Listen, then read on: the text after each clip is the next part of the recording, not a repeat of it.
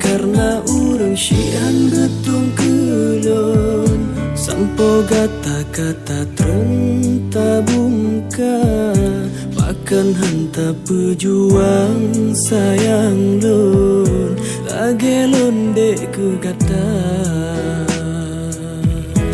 oh kelon balu ke hati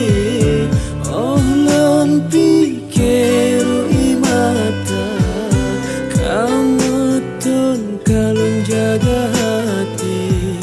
tapi sia-sia.